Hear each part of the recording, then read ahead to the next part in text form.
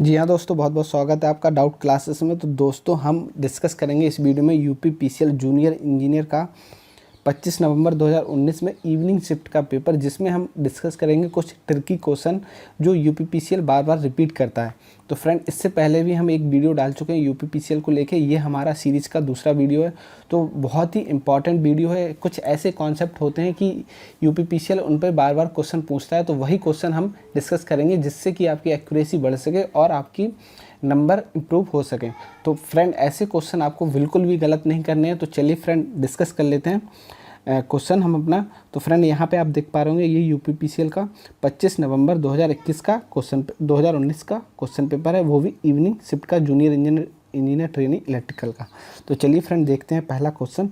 तो काफ़ी important question है फ्रेंड। ये क्वेश्चन जनरली रिपीट होते रहते हैं, तो ये क्वेश्चन आप अगर एग्ज़ाम देने जा रहे हैं, 7 और 8 तारीख को आपका एग्ज़ाम है, तो आप ये वीडियो देख के जरूर जाएं। तो फ्रेंड देखिए, पहला क्वेश्चन है आइसोलेटर ऑपरेट ऑन। तो आइसोलेटर जो है आपका ऑपरेट होता है फ्रेंड, आइसोलेटर हमेशा ऑपरेट होता है नो लोड की कंडीशन में।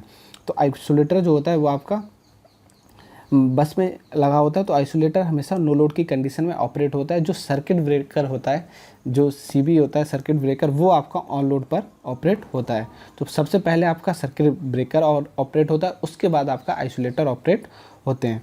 चलिए देखते हैं नेक्स्ट क्वेश्चन। नेक्स्ट क्वेश्चन है आपका 4 पोल जनरेटर। तो 4 पोल का आपके पास जनरेटर है, जिसमें 16 कॉयल हैं और 2 लेयर की आपकी लैप बाइंडिंग है। तो आपको निकालना है पोल पिच निकालना है। तो फ्रंट पोल पिच का फॉर्मूला होता है, यहाँ पे हम नोट कर लेते हैं। पोल पिच इक्वल टू होता है आपका total number of armature slot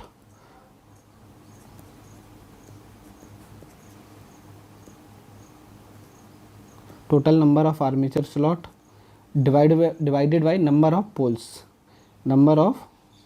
poles.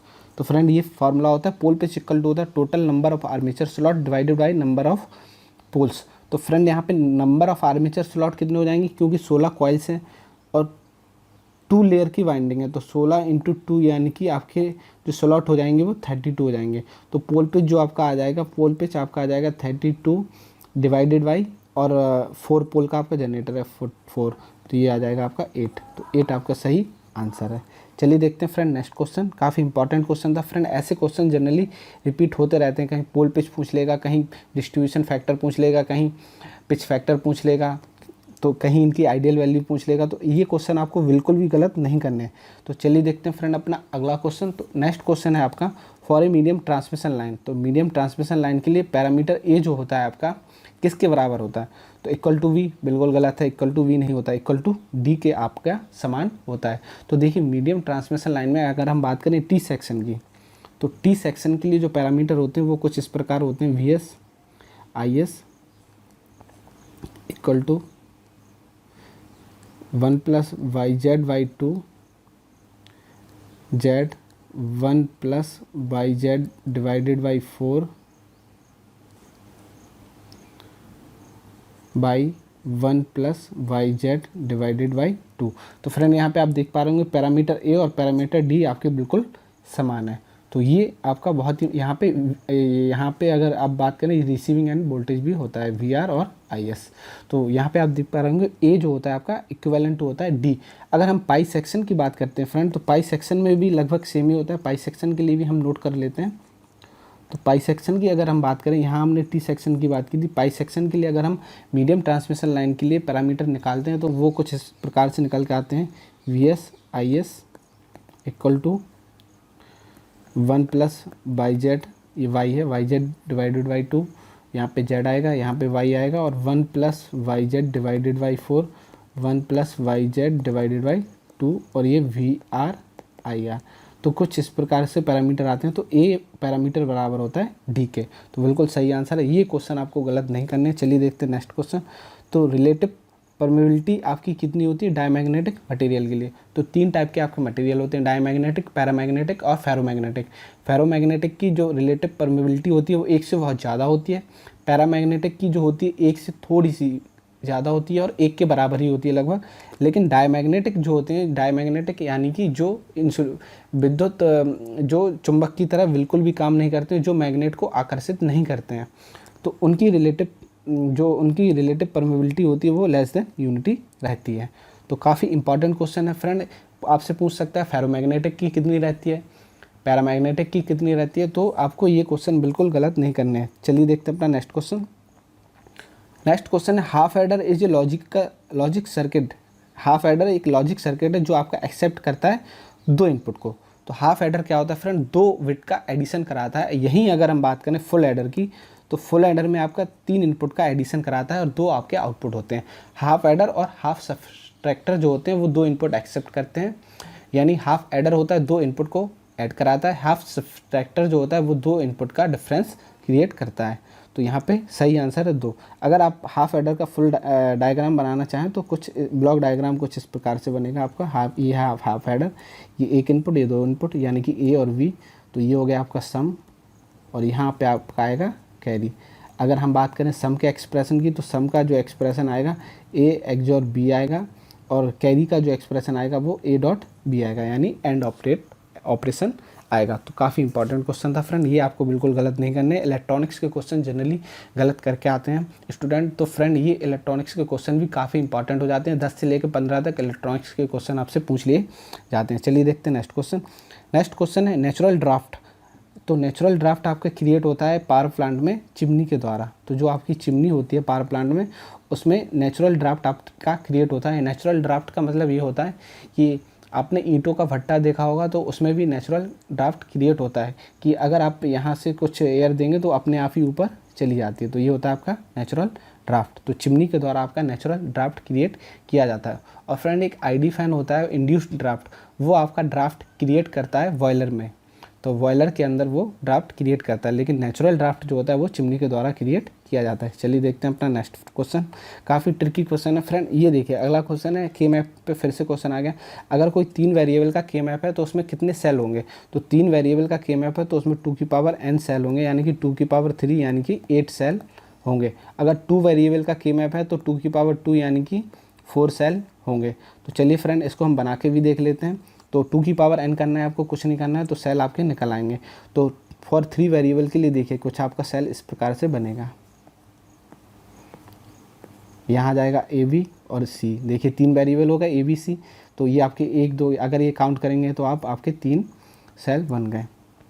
तो यहाँ जाएगा ए का बार बी का बार, ये ए का बार बी, ये ए बी और ये ए बी का बार। यहाँ पे जो वेरिएबल आ गया सी का बार सी। तो 3 वेरिएबल के लिए कुछ टेबल इस प्रकार के बनेगी, और जो आपको एक्सप्रेशन दिए हो वहाँ आप फिल इसमें कर सकते हैं और आपका आंसर निकाल सकते हैं। तो इसमें जनरली सेल पूछा गया तो 2 की पावर 3 यानी कि 8 सेल आपके बनेंगे। चलिए देखते हैं नेक्स्ट क्वेश्चन। नेक्स्ट क्वेश्चन है friend SCR silicon control rectifier में कितने टर्मिनल होते हैं। तो फ्रेंड सिलिकॉन कंट्रोल रेक्टिफायर में 3 ही टर्मिनल होते हैं। अगर हम बात करें इसको बना के देखें तो देखिए कुछ इस प्रकार से टर्मिनल आपके निकल कर आते हैं। ये होता है एक एनोड, ये होता है आपका कैथोड और एक होता है आपका गेट। तो 3 आपके टर्मिनल होते हैं, एनोड, कैथोड और गेट। काफ़ी इंपॉर्टेंट क्वेश्चन है फ्रेंड, जनरली आपसे ये सिंबल भी पूछ लिया जाएगा, तो इसको भी आप नोट कर लीजिए। चलिए देखते हैं अपना नेक्स्ट क्वेश्चन। नेक्स्ट क्वेश्चन है केबल में, केबल जो रहती है वोल्टेज स्ट्रेस कहाँ मैक्सिमम रहता है। तो बहुत ही इंपॉर्टेंट क्वेश्चन है, ये बार बार रिपीट होता है। केबल में जो मैक्सिमम स्ट्रेस होता है फ्रेंड वो होता है at the surface of the conductor. तो कंडक्टर के सरफेस पर आपका वोल्टेज स्ट्रेस सबसे ज़्यादा होता है। चलिए देखते हैं अपना नेक्स्ट क्वेश्चन। नेक्स्ट क्वेश्चन है इंसुलेशन रेजिस्टेंस। इंसुलेशन रेजिस्टेंस जो रहता है, इंसुलेशन रेजिस्टेंस मेजर किया जाता है। तो देखिए फ्रेंड इंसुलेशन रेजिस्टेंस का मतलब हो गया बहुत हाई, वेरी हाई। तो वेरी हाई रेजिस्टेंस आपका मेजर किया जाता है मेगा ओम से। तो फ्रेंड ये देखिए ये फेवरेट क्वेश्चन है यूपीपीसीएल के, आपसे पूछ लेगा मीडियम रेजिस्टेंस किससे मेजर किया जाता है, हाई रेजिस्टेंस किससे मेजर किया जाता है। तो जनरली मीटर से भी एक क्वेश्चन पूछ लेगा। कुछ ऐसे सेक्शन है अगर आपने उन्हें पहचान लिया कि आपके क्वेश्चन कहाँ से पूछे जा रहे हैं तो आपका सिलेक्शन श्योर हो जाएगा। तो कुछ फेवरेट टॉपिक होते हैं यूपीपीसीएल से, जनरली उसी टॉपिक से घुमा घुमा के क्वेश्चन यूपीपीसीएल पूछता रहता है बार बार। तो ये इंसुलेशन रेजिस्टेंस से कभी क्वेश्चन पूछ लिया। तो चलिए अब देखते हैं मीटर पे भी कभी क्वेश्चन पूछ लेता है यूपीपीसीएल। पीएमसी मीटर हो गया, मूविंग आयरन मीटर हो गया, तो इलेक्ट्रोडायनेमो मीटर हो गया, इनसे क्वेश्चन पूछ लेता है। Load factor, diversity factor, demand factor, इनसे भी क्वेश्चन आपके जनरली पूछ लिए जाते हैं। कैपेसिटी फैक्टर, इन पूरे फार्मूले पे क्वेश्चन लगभग एक पेपर में 4 क्वेश्चन तो आपके demand factor, load factor, diversity factor इसके ही हो जाते हैं। तो अगर आप ये फार्मूले भी सही से याद कर लेंगे तो 4-5 नंबर तो आपके वैसे भी एक्यूरेट हो जाएंगे। तो देखिए अगला क्वेश्चन है आपका लोड फैक्टर से। तो लोड फैक्टर आपका क्या होता है, तो लोड फैक्टर फ्रेंड क्या होता है आपका, average load upon peak load. तो सीधा सीधा होता है average load upon maximum load यानी पीक लोड। तो बहुत ही इंपॉर्टेंट फार्मूला था। और लोड फैक्टर की अगर आपसे पूछे, जनरली जो प्रैक्टिकल वैल्यू होती है वो लेस देन 1 होती है। अगर आइडियल पूछे तो आइडियल वैल्यू 1 होती है, अगर प्रैक्टिकल पूछे तो लेस देन 1 होती है। काफ़ी इंपॉर्टेंट क्वेश्चन था फ्रेंड। तो इस पर भी एक क्वेश्चन पूछ लिए जाते हैं। चलिए अपना देखते हैं नेक्स्ट क्वेश्चन। नेक्स्ट क्वेश्चन है फ्रेंड, ए फ्यूज, जो फ्यूज रहता है आपका, fuse is a safety device. Fuse एक सेफ्टी डिवाइस है used for the purpose of protection इस सर्किट अगेंस्ट। तो फ्यूज का जो उपयोग आपका किया जाता है वो एक्सेसिव करंट, मतलब जो अधिक करंट है उससे बचाव के लिए आपका किया जाता है। काफ़ी इंपॉर्टेंट क्वेश्चन है। फ्यूज से भी जनरली क्वेश्चन पूछ लिया जाता है, कभी रेटिंग पूछ लेंगे फ्यूज की, फ्यूज वायर की। तो ये भी क्वेश्चन काफ़ी, देखिए फ्रेंड अगला क्वेश्चन फिर से आपका लोड फैक्टर से रिलेटेड है। सेम पेपर में ही लोड फैक्टर के 2 क्वेश्चन हो गए। तो load factor of A power station is generally, load factor हमेशा लेस देन यूनिटी रहता है। तो जनरली जो रहता है लेस देन यूनिटी रहता है। और अगर प्रैक्टिकल हम बात करें तो प्रैक्टिकली जो आपका रहता है 1 रहता है। अगर फ्रेंड हम बात करें डाइवर्सिटी फैक्टर की, तो डाइवर्सिटी फैक्टर की वैल्यू 1 से बहुत ज़्यादा रहती है, 1 से ज़्यादा रहती है। ये भी क्वेश्चन पूछ लेता है। चलिए देखते हैं नेक्स्ट क्वेश्चन। नेक्स्ट क्वेश्चन है आपका, डीसी जनरेटर में उत्पन्न ईएमएफ आपका किस पे डिपेंड करता है। तो ईएमएफ का आपका इक्वेशन आपको आना चाहिए। ईएमएफ की जो इक्वेशन होती है आपका P/N/Z/60A। तो आप देख लिए, टर्मिनल वोल्टेज पे डिपेंड कर रहा है, नहीं कर रहा है। विनिमय पे नहीं, ब्रश की संख्या नहीं, ब्रश संपर्क हानि नहीं, पैरेलल पाथ की संख्या। तो देखिए जेड पे आपका डिपेंड कर रहा है और ए पे डिपेंड कर रहा है, पी पे डिपेंड, तो पैरेलल पाथ की संख्या पे आपका डिपेंड करता है। काफ़ी इंपॉर्टेंट क्वेश्चन है। चलिए फ्रेंड देखते हैं नेक्स्ट क्वेश्चन। तो नेक्स्ट क्वेश्चन है आपका, the maximum possible short circuit current. तो maximum possible short circuit current in a fuse. तो इन ए फ्यूज में जो maximum possible short circuit current है वो आपकी कहलाती है fusing peak current. Fusing peak current, देखिए फ्यूज पे आपके 2 क्वेश्चन हो गए। तो बहुत ही इंपॉर्टेंट है फ्रेंड। अगर आपने कॉन्सेप्ट देख लिया कि इस कॉन्सेप्ट से बार बार क्वेश्चन पूछे जा रहे हैं तो आपका सिलेक्शन कोई नहीं रोक पाएगा, भले ही आप किसी भी कैटेगरी के क्यों ना हो। तो चलिए आप देखते हैं अगला क्वेश्चन। 16 बिट में कितने निब्बल होते हैं। तो 16 बिट में कितने निब्बल होते हैं। तो सबसे पहले तो आपको पता होना चाहिए एक निब्बल में कितने होते हैं, 4 बिट होते हैं। 4 बिट का समूह एक निब्बल आपका कहलाता है। और अगर हम बात करें 8 बिट का समूह क्या कहलाता है आपका, 8 बिट का समूह आपका 1 बाइट कहलाता है। तो यहाँ आपको मतलब है सिर्फ निब्बल से, तो इसको हम रब कर देते हैं। तो 4 बिट का समूह आपका कहलाता है 1 निब्बल। तो 16 बिट में कितने होंगे, तो 16 डिवाइडेड बाई 4 यानी कि 4 निब्बल आपके होंगे। तो डिजिटल का देखिए कितना इजी क्वेश्चन था, जनरली ये गलत कर देते लेकिन काफ़ी इंपॉर्टेंट क्वेश्चन है। देखते हैं अगला क्वेश्चन। नेक्स्ट क्वेश्चन है फ्रेंड आपका, फुल लोड स्लिप आपका पूछा गया है। आपका फ्रिक्वेंसी दी हुई है, पोल्स दिए हुए हैं और 5% स्लिप दिया हुआ है। इसका फुल लोड स्पीड आपका पूछा गया है। तो सबसे पहले तो आप NS निकाल लीजिए। तो NS आपको निकालेंगे तो 120 इंटू F यानी कि 60 अपॉन पोल की संख्या यहाँ पे 12 है, तो ये आपका आ जाएगा 600। तो NS आपका आ गया 600। तो आपको पूछा गया है फुल लोड स्पीड पूछी गई। तो N = होता है आपका NS 1 - S। तो इसको हम सॉल्व कर लेते हैं आगे चल के। तो चलिए थोड़ा स्पेस बना के, ये आपका 600 आ गया था, इसको आप नोट डाउन कर लीजिए। अब हम करने वाले हैं इसको इरेज, यहाँ पे इसको हम कर देते हैं इरेज। तो NS आपका आ गया 600। ये जो फार्मूला आपने निकाला फ्रेंड, ये वाला जो फार्मूला, ये वाला फार्मूला आया = आता है NS - N अपॉन NS से। तो ये इससे ही आता है। चलिए इसको भी हम इरेज कर देते हैं। अब हम करते हैं दोबारा से इसको सॉल्व। हमारा NS आएगा 600, यहाँ पे लिख लेते हैं। NS आपका आया 600 यानी सिंक्रोनस स्पीड आई 600। तो N आपका आ जाएगा 600 NS और 1 - 5 अपॉन 100। तो इसको आप सॉल्व कर लीजिए। 600 और ये हो जाएगा इंटू 95 अपॉन 100, ये कट जाएगा। 95 इंटू 6 होगा आपका, तो 570 RPM आपका आंसर आ जाएगा। काफ़ी इंपॉर्टेंट क्वेश्चन था फ्रेंड। जनरली 1-2 क्वेश्चन स्लिप से भी पूछ लेता है, तो स्लिप पे आपके क्वेश्चन गलत नहीं होने चाहिए। चलिए देखते हैं अपना नेक्स्ट क्वेश्चन। तो नेक्स्ट क्वेश्चन है आपका, RTU फील्ड उपकरण से जानकारी इकट्ठा करता है। तो RTU जो होता है फ्रेंड वो स्काडा में होता है आपका। स्काडा और PLC से अभी आपके 2-3 क्वेश्चन जनरली पूछ लिया जाता है, तो स्काडा और PLC भी आपको पढ़ के जाना है। तो RTU जो होता है आपका रिमोट टर्मिनल यूनिट, वो क्या होता है, फील्ड उपकरण आपका कोई लगा हुआ है तो RTU वहाँ से जानकारी लेगा और उसको आपको देगा माइक्रो प्रोसेसर यानी कि स्काडा के CPU में। तो आरटीयू का काम होता है फील्ड से जानकारी लेना, और मास्टर एमटीयू होता है मास्टर टर्मिनल यूनिट, जो सीपीयू में लगा रहता है। तो फ्रेंड पीएलसी से क्वेश्चन हो गया। चलिए देखते हैं next question. Dielectric heating is use for heating. तो डाइलेक्ट्रिक हीटिंग का यूज किस लिए किया जाता है? तो दो टाइप की हीटिंग होती है फ्रेंड, एक होती है इंडक्शन हीटिंग, एक होती है डाइलेक्ट्रिक हीटिंग। इंडक्शन हीटिंग का यूज किया जाता है जनरली जो मटेरियल आपके जिनमें करंट फ्लो की जा सकती है, यानी कि जो आपके जो जिसमें करंट प्रवाह किया जा सकता है, मतलब कंडक्टर में आपका इंडक्शन हीटिंग का प्रयोग किया जाता है। तो डाइलेक्ट्रिक हीटिंग जो रहती है, और दूसरा होता है डाइलेक्ट्रिक हीटिंग। डाइलेक्ट्रिक हीटिंग का यूज किया जाता है विद्युत के कुचालक जो रहते हैं मटेरियल उनके लिए। तो विद्युत का कुचालक कौन है? लकड़ी। तो डाइलेक्ट्रिक हीटिंग का जनरली यूज होता है वुड में। तो इसमें कैपेसिटर टाइप का यूज करते हैं, वुड को हम बीच में फंसा देते हैं, ऊपर नीचे मेटल प्लेट लगा के हीटिंग करते हैं, वो होती है आपकी डाइलेक्ट्रिक हीटिंग। अगर हम बात करें इंडक्शन हीटिंग की, तो इंडक्शन हीटिंग में एडी करंट लॉसेस का यूज़ किया जाता है, जिसमें हाई फ्रिक्वेंसी की करंट फ्लो की जाती है। तो यहाँ पे आपका डाइलेक्ट्रिक हीटिंग पूछा गया, तो वो होता है आपका वुड में, यानी विद्युत के कुचालक में हम हमेशा डाइलेक्ट्रिक हीटिंग का यूज करते हैं। चलिए देखते हैं next question. Next question friend काफ़ी इंपॉर्टेंट है, डिजिटल इलेक्ट्रॉनिक्स से रिलेटेड है। तो चलिए देख लेते हैं इस क्वेश्चन को। तो फ्रेंड यहाँ पे आपका पूछा गया 5 बिट का लैडर है आपका, इतने डिजिट का इनपुट है आपका, और 5 बिट का है लैडर आपका, और आपको ये दिया हुआ है फुल स्केल वोल्टेज यानी कि 10 वोल्ट दिया हुआ है। तो आपको आउटपुट वोल्टेज बतानी। तो सबसे पहले तो जो आपको एनालॉग डिजिटल इनपुट दिए इसका आप एनालॉग इक्विवेलेंट निकाल लीजिए। तो एनालॉग इक्विवेलेंट निकालेंगे तो आप देख पा रहे होंगे, यहाँ से आप निकालेंगे तो इसको हम निकाल लेते हैं और इसको इरेज कर देंगे बाद में। तो 0 × 2 की पावर 0 प्लस 1 × 2 की पावर 1 प्लस 0 × 2 की पावर 2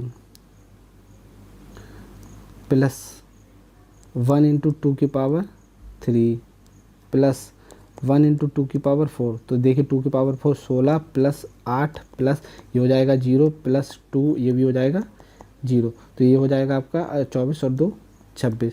तो जो डिजिटल के आपके साथ आया ये आया आपका 26। तो डिजिटल का एनालॉग इक्विवेलेंट आ गया आपका 26 यानी 26 डेसिमल में। तो अब हम कर देते हैं इसको इरेज। तो इरेज करने के लिए हम पूरा इरेजर एक इसमें ले लेते हैं और इसको कर देते हैं इरेज। तो ये 26 आपका आ गया था, 26 आ गया। अब आप निकाल लीजिए रेजोल्यूशन, तो या फिर डायरेक्ट आप निकाल लीजिए आउटपुट वोल्टेज जो होगा आपका एनालॉग इनपुट, यानी कि जो डिजिटल को आपने कन्वर्ट करके एनालॉग निकाला वो इनटू रेजोल्यूशन। तो रेजोल्यूशन निकालने के लिए आपका 26 इंटू रेजोल्यूशन निकालने के लिए 10/2 की पावर n यानी कि 5 बिट का लैडर है, ये 5 बिट का लैडर 2 की पावर n - 5। तो इसको आप सॉल्व करेंगे तो 26 × 10 ये 32 और ये 31, इसको आप सॉल्व करेंगे तो आपका आ जाएगा प्लस में 8.125 वोल्ट। तो सही आंसर है आपका इतना। कुछ नहीं करना है फ्रेंड, आपको डिजिटल के पहले समांतर में आपको जो डिजिटल दिए उसकी डेसिमल वैल्यू निकाल लेनी है। उसके बाद आपको उसको मल्टीप्लाई कर देना है रेजोल्यूशन से। तो रेजोल्यूशन से आप मल्टीप्लाई कर देंगे तो इतना आपका आंसर आ जाएगा। और फ्रेंड आपका जो रेजोल्यूशन का फॉर्मूला होता है, रेजोल्यूशन की अगर हम बात करें फार्मूला होता है वो होता है आपका ये फुल स्केल वोल्टेज यानी कि 10 और 2 की पावर n - 1। तो 2 की पावर n मतलब कितने बिट का रजिस्टर है। बहुत ही इंपॉर्टेंट क्वेश्चन था, बहुत ही ट्रिकी क्वेश्चन था। ऐसे ही क्वेश्चन आपके जनरली पूछे जाते हैं और यही क्वेश्चन आपकी रैंक बनाते हैं। चलिए देखते हैं नेक्स्ट क्वेश्चन। नेक्स्ट क्वेश्चन आपका frequency can be measure by using. तो फ्रिक्वेंसी आपकी किसकी सहायता से मेजर की जा सकती है। देखिए मेजरमेंट का फिर से क्वेश्चन हो गया आपका, प्रेस से क्वेश्चन हो जाएगा, रेजिस्टेंस से क्वेश्चन हो जाएगा, कैपेसिटर से क्वेश्चन हो जाएगा। तो फ्रिक्वेंसी आपकी मेजर की जाती है वेन ब्रिज से। तो चलिए देखते हैं next question. The number of valency electron in indium. तो इंडियम जो होता है आपका, देखिए इंडियम होता है आपका ट्राईवैलेंट इम्प्योरिटी होता है। तो number of valence electron trivalent में आपका होता है 3। तो ट्राईवैलेंट इम्प्योरिटी जो रहता है जिसमें वैलेंसी इलेक्ट्रॉन की संख्या आपकी 3 होती है। अच्छा फ्रेंड, वैलेंसी इलेक्ट्रॉन क्या होते हैं। तो वैलेंसी इलेक्ट्रॉन होते हैं, जैसे ये आपका इंडियम है तो वैलेंसी इलेक्ट्रॉन बोलते हैं कि आउटर मोस्ट ऑर्बिट में आपके कितने इलेक्ट्रॉन है। तो आउटर मोस्ट ऑर्बिट में इंडियम के 3 इलेक्ट्रॉन होते हैं, इंडियम, गैलियम, तो इनमें आपके 3 इलेक्ट्रॉन होते हैं। अगर हम बात करें आपकी पेंटावैलेंट इम्प्योरिटी क्या होती है। पेंटावैलेंट इम्प्योरिटी वो होती है जिनमें आपके आउटर मोस्ट ऑर्बिट में इलेक्ट्रॉन की संख्या 5 होती है। आउटर मोस्ट ऑर्बिट में इलेक्ट्रॉन की संख्या यानी कि वैलेंसी इलेक्ट्रॉन की संख्या 5 होती है। जैसे आर्सेनिक हो गया, फास्फोरस हो गया और एंटीमनी हो गया, ये आपके पेंटावैलेंट इम्प्योरिटी होते हैं। तो बहुत ही इंपॉर्टेंट क्वेश्चन था, इसको छोड़ना नहीं है आपको। चलिए देखते हैं नेक्स्ट क्वेश्चन। Ferromagnetic material. देखिए फेरो अभी आपका पूछा गया था डायमैग्नेटिक, अब आपको पूछा गया है फेरोमैग्नेटिक। फेरोमैग्नेटिक की जो रिलेटिव परमिबिलिटी होती है वो 1 से बहुत ज़्यादा रहती है।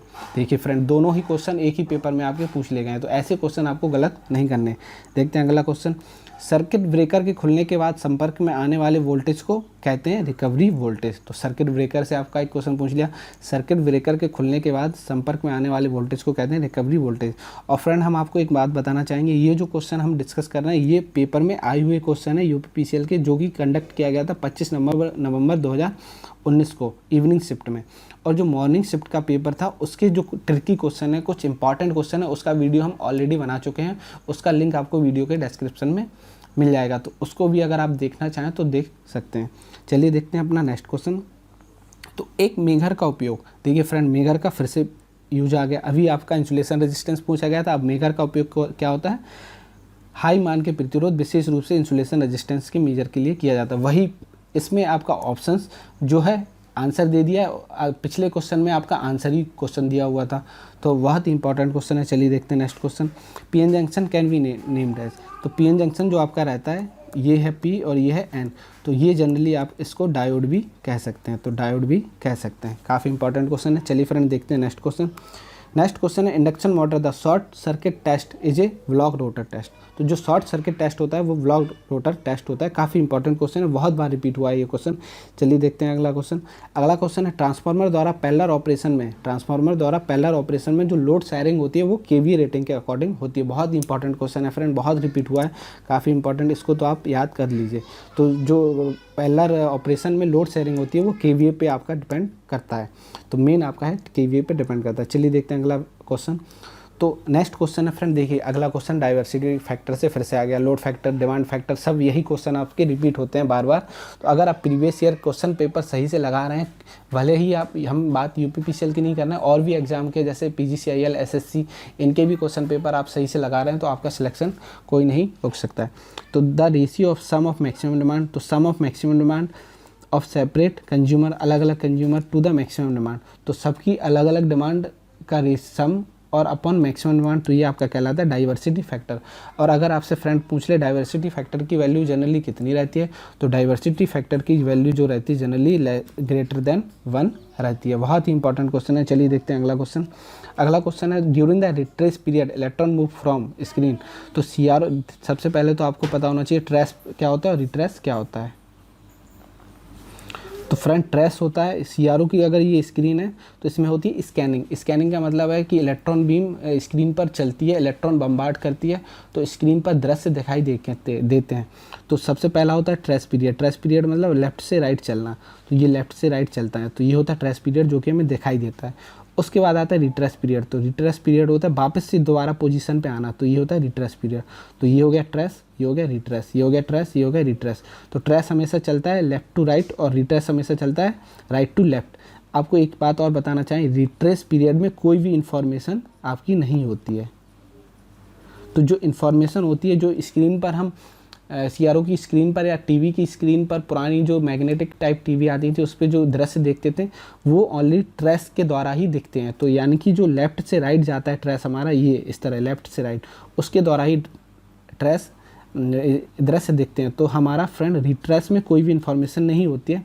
तो जनरली हम ट्राई करते हैं कि रिट्रेस पीरियड जो है जितना शॉर्ट हो सके, जितना कम हो सके उतना होना चाहिए। तो काफ़ी इंपॉर्टेंट क्वेश्चन था फ्रेंड, जनरली ये क्वेश्चन बहुत ही इंपॉर्टेंट है, जनरली ये क्वेश्चन आ ही जाता है। चलिए देखते हैं नेक्स्ट क्वेश्चन। नेक्स्ट क्वेश्चन है एंड गेट लॉजिक परिपथ में आउटपुट 1 होगी। तो एंड गेट आपका क्या होता है, एंड गेट कुछ इस प्रकार से होता है। तो एंड गेट की जो एक्सप्रेशन होती है A.B होती है। अगर हम बात करें A.V.Y, तो इसकी हम टेबल यहाँ पे बना लेते हैं फ्रेंड। तो ये हो गया A.V.Y, तो 0 0 अगर है तो y इक्वल टू होता है A.B। तो देखिए A 0 0 0 0 1, अगर 0 का 1 में मल्टीप्लाई 0, 1 0 का मल्टीप्लाई 0, 1 1 का 1।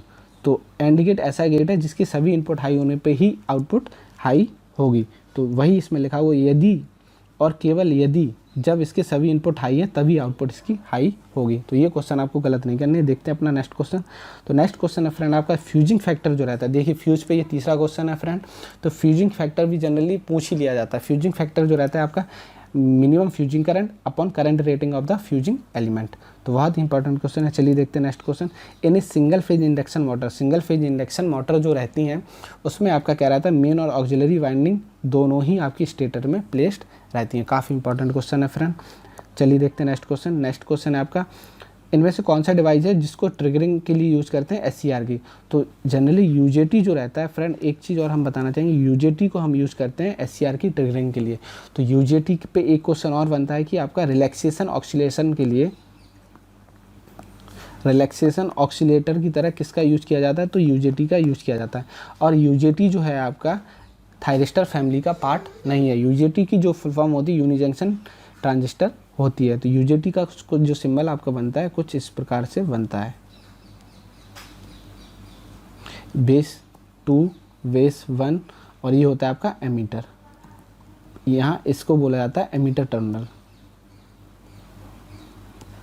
तो चलिए फ्रेंड अब देख लेते हैं हम अगला क्वेश्चन। तो अगला क्वेश्चन है आपका डिमांड फैक्टर। देखिए डिमांड फैक्टर पे आपका क्वेश्चन आ गया। तो डिमांड फैक्टर आपका होता है generally maximum demand upon connected load, maximum demand upon connected load. अगर आपसे पूछ लें डिमांड फैक्टर की वैल्यू कितनी होती है, लेस देन 1 होती है, लेस देन 1। तो चलिए देखते हैं अपना next question. Demand factor, load factor, diversity factor सभी क्वेश्चन आपसे पूछ लिए गए हैं। तो चलिए देखते हैं अगला क्वेश्चन। इंडक्शन मोटर जब रुका हुआ होता है तो स्लिप का मान कितना रहता है। तो रुके हुए अगर हम तो स्लिप, तो जब इंडक्शन मोटर रुका होता है तो देखिए स्लिप हमारा होता है NS minus N upon NS, यही होता है आपका स्लिप। तो जब इंडक्शन मोटर रुका हुआ है तो n की वैल्यू होगी आपकी 0, क्योंकि स्पीड तो कुछ है नहीं। तो NS माइनस 0 अपॉन NS, तो ये हो जाएगा NS अपॉन NS, यानी ये कटेगा तो 1। तो जब रुका हुआ रहता है तो स्लिप की वैल्यू होती है 1। काफ़ी इंपॉर्टेंट क्वेश्चन था। चलिए देखते हैं नेक्स्ट क्वेश्चन। नेक्स्ट क्वेश्चन है the back EMF of A DC motor. तो बैक ईएमएफ जो रहता है डीसी मोटर का डायरेक्टली प्रोपोर्शनल रहता है आपका स्पीड के। तो ईवी इक्वल टू आपने पढ़ा होगा, फॉर्मूला होता है K ओमेगा। तो ओमेगा आपका स्पीड ही होता है, तो डायरेक्टली प्रोपोर्शनल रहता है आपका स्पीड के। तो फ्रेंड ये कुछ इंपॉर्टेंट क्वेश्चन थे और ट्रिकी क्वेश्चन थे जो आपके यूपीपीसीएल बार बार पूछता है। आपने भी नोटिस किया होगा कि कुछ क्वेश्चन बार बार ही पूछे जा रहे हैं। तो फ्रेंड इन टॉपिक से अगर आप इस तरह से स्टडी करेंगे तो आपका रैंक बनना तय है, आपका सिलेक्शन होना श्योर है। तो पेपर को आप एनालिसिस करके पढ़िए। तो काफ़ी इंपॉर्टेंट सेशन था फ्रेंड। अगर आपको वीडियो अच्छा लगा हो तो लाइक कीजिए, हमारे साथ बने रहने के लिए हमारे चैनल को सब्सक्राइब कीजिए, फ्रेंड के साथ वीडियो को शेयर कीजिए। और आने वाले समय में हम और भी वीडियो यूपीपीसीएल के क्वेश्चन पेपर पर लेकर आने वाले हैं। तो हमारे साथ जुड़ने के लिए हमारे चैनल को सब्सक्राइब जरूर करें। अगर आपने हमारा 25 नवंबर 2019 मॉर्निंग शिफ्ट का पेपर नहीं देखा है तो उसके लिए आपको लिंक वीडियो के डिस्क्रिप्शन में मिल जाएगा। तो फ्रेंड बहुत बहुत धन्यवाद। अगर वीडियो अच्छा लगा हो तो लाइक करना ना भूलें। कोई भी क्वेरी हो तो कमेंट बॉक्स में आप डाल सकते हैं। बहुत बहुत धन्यवाद। Thank you.